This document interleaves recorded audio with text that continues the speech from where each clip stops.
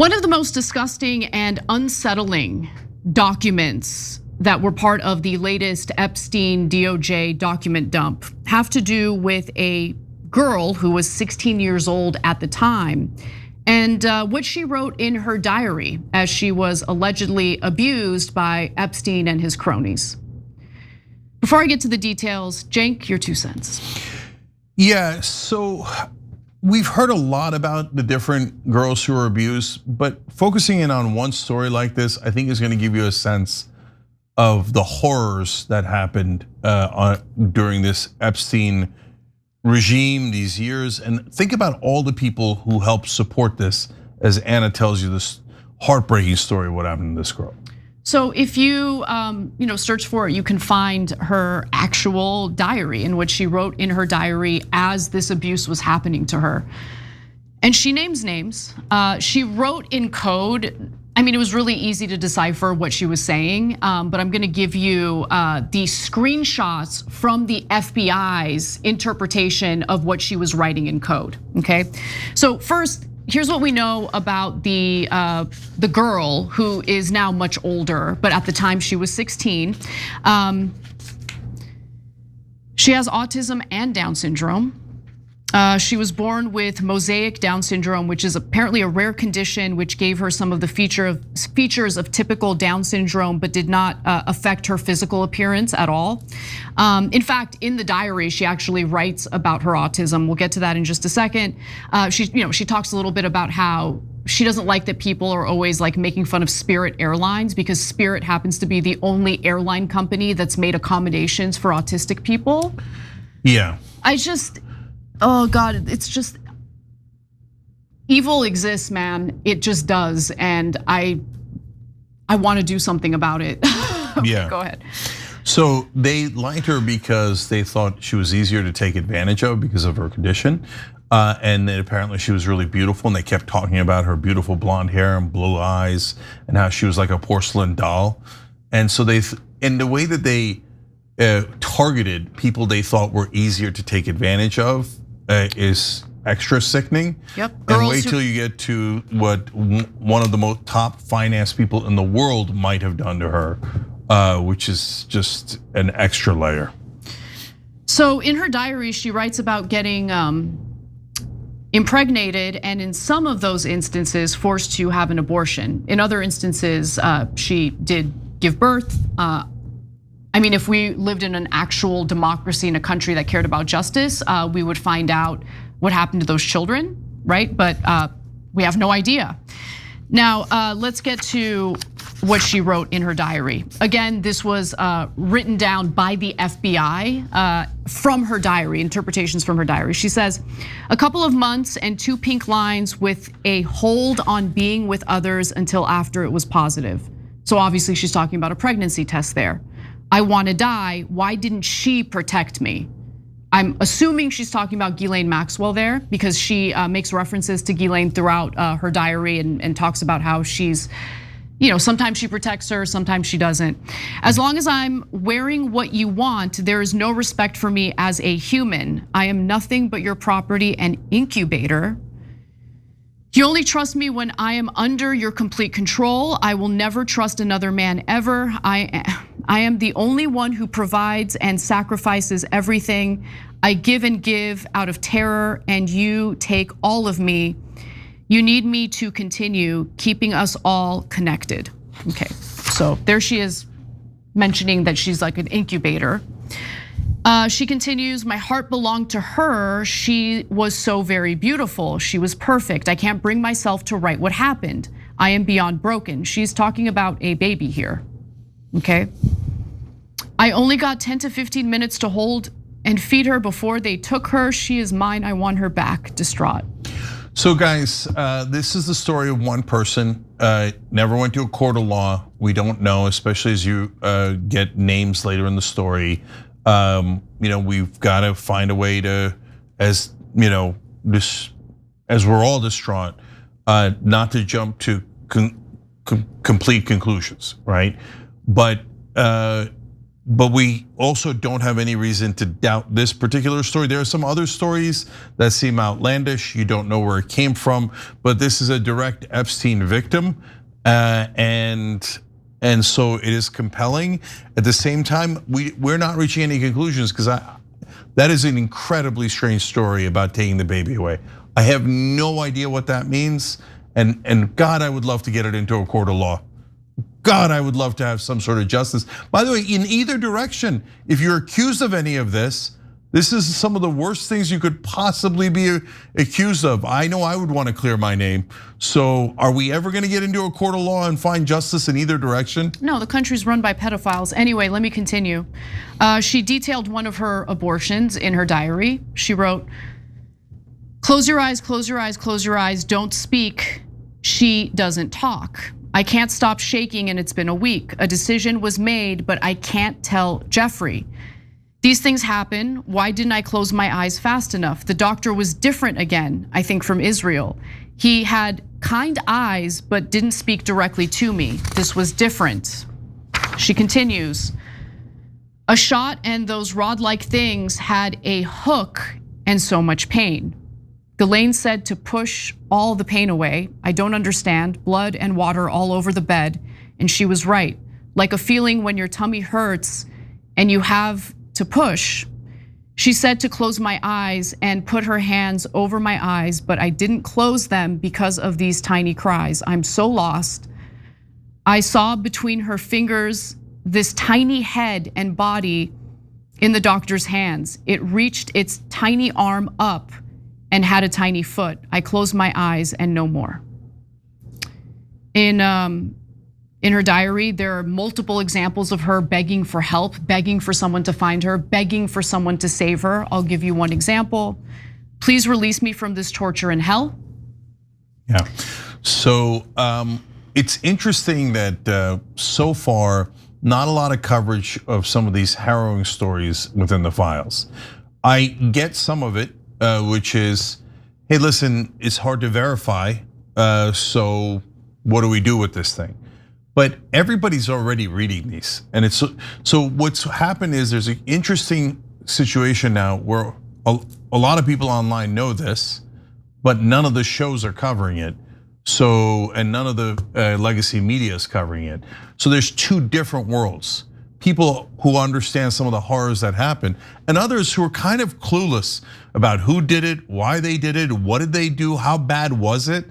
So our job is to bring this to you and give you the context of, hey, it's without going to court of law, impossible to know if it's exactly right or not. By the way, the overall account could be right, but details could be wrong, right? So I tell you that again, before we give you some names here that she mentioned, and then so take it always something that isn't proven in court with some grain of salt, your decision on how you choose to deal with this information. But our job is to present that information to you and not to hide it from you. So she does name names in her diary. We'll begin with someone who allegedly committed suicide in prison, Jean-Luc Brunel. He was one of the people who was supplying girls to Epstein. She writes in her diary, "Jean-Luc Brunel is a disgusting pig with bad breath, and I'm almost positive does these disgusting things because he is struggling with maybe being gay. 6 weeks wasn't even given before being sent back, punishment for trying to run. Why can no one help me? Ghislaine is gone. I am so lost and my heart is broken. Is this my destiny?" So one quick thing about Jean-Luc Brunel. So I didn't know much about him until recently. So he's a guy who's in the modeling business, and then they get involved in Epstein's assembly line of young underage girls who get funneled to powerful people, yes, including Donald Trump, but including many others that you're seeing in these. So in fact, I think that the press does an interesting job of almost diverting your attention by just talking about the famous people and not about who organized this. I mean, look at the level of detail here. This is a very organized process. If you believe this story, she gets shuttled around between different people. You're gonna see more of that in a second. And there's an organization here, right? And then when I found out that Jean-Luc Brunel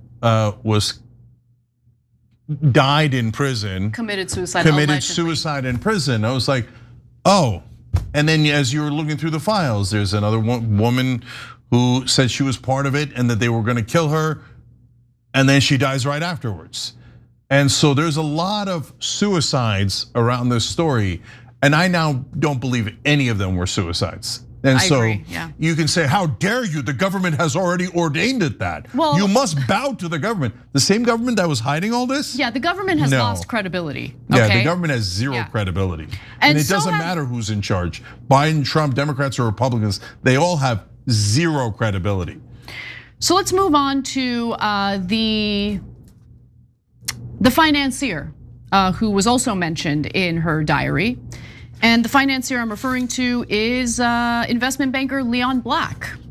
So this next graphic will show you what I mean when I say that she writes in code. It's not really code. So let's take a look at the next graphic, graphic 7.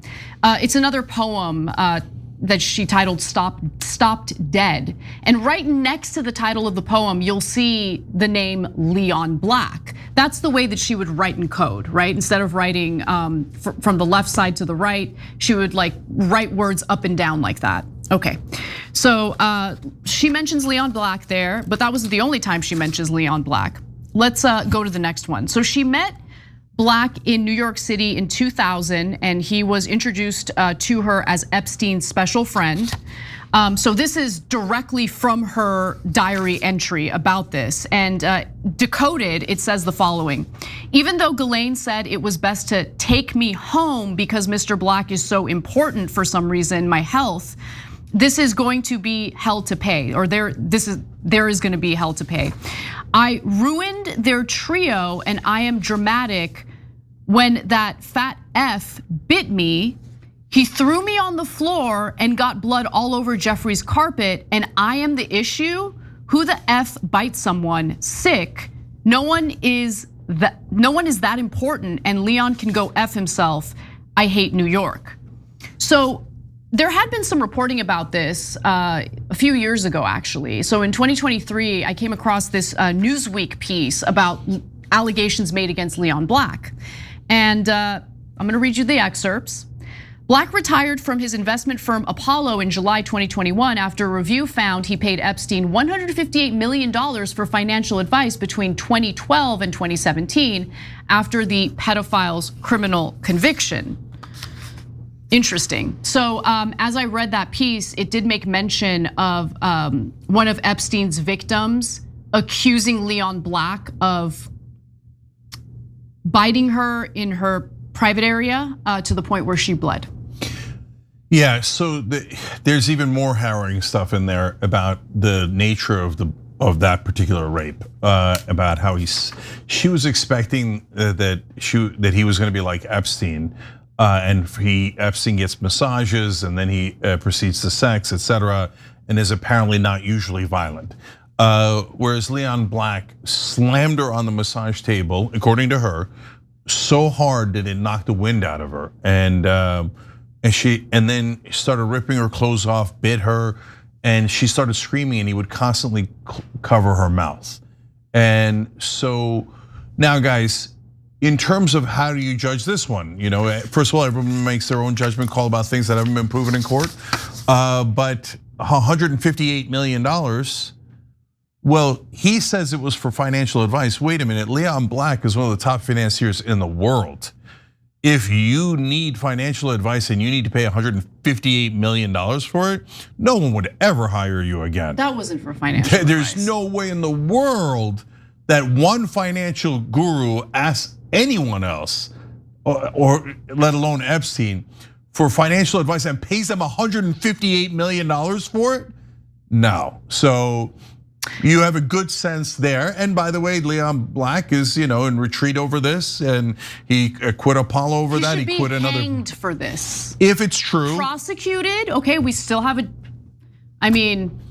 a justice system, but he should be investigated, he should be prosecuted, and if convicted, let's bring back public hangings. By the way, I don't know if people know yet, but let me be abundantly clear. I have changed my stance on the death penalty. I think in some cases, the death penalty makes sense. This is a perfect example, and it should be public, should be on the town square, hanged in front of the public. That's what I want to see. If it's true. If it's true. If it's true, and then you could argue about whether that's the right form of justice. But I would love any kind of justice, especially given the last email. Watch the pig squeal. Anyway, final thing that I'll mention here is, the Epstein files that were just released by the DOJ did a terrible job in redacting the names of the victims who wanted their names redacted. They were assured their names would be redacted, but they weren't.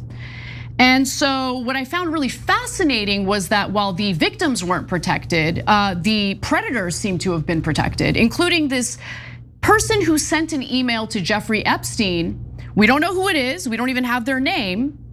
They just simply wrote, "I am in China, I will be in the US second week of May." To which Jeffrey Epstein responded, "Where are you? Are you okay? I loved the torture video."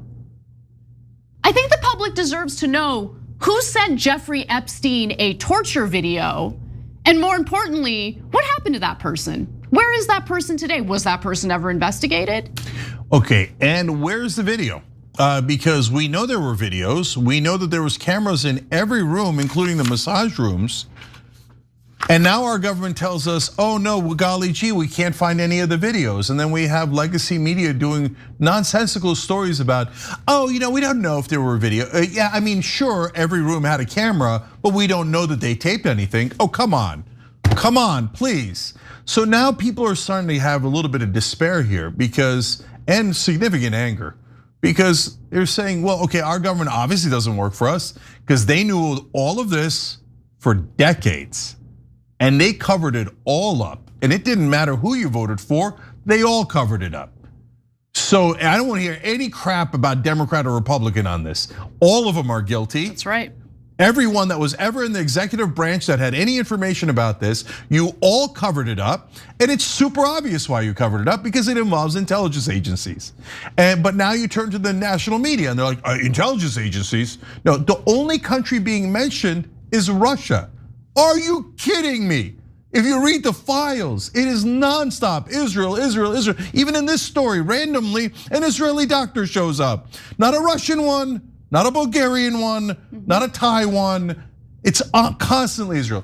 But I don't know, the reason I bring that up here is I don't know if that's why the media is like shush, shush, shush. That is why. Right? That is why. But look at these atrocities. That is why. So the government says under no condition will we serve the American people. We will serve the monsters who did this. And then our media comes in and goes, Bill Gates, Donald Trump, Elon Musk, whatever, shiny objects, squirrels. Okay, go get all the sons of bitches. I don't mind that at all. But you're not talking about who organized this. It is obviously a giant organization. They send women all across the globe to some of the most powerful people on earth. And the mainstream media wants us to believe that there was no organization. It was just Epstein and Ghislaine Maxwell just walking around. And they never mention Ghislaine Maxwell's connections to Israeli intelligence. They never mention Epstein's deep connections. Israeli spies lived in his home. And it was shush. No, we're not gonna shush. This is stuff made of like horror. These are horror stories. And so how horrible are the people in charge that they know this happens and they make sure we never find out about it? And what did they use the blackmail for? We know. Every time you ring the bell below, an angel gets his wings. Totally not true, but it does keep you updated on our live shows.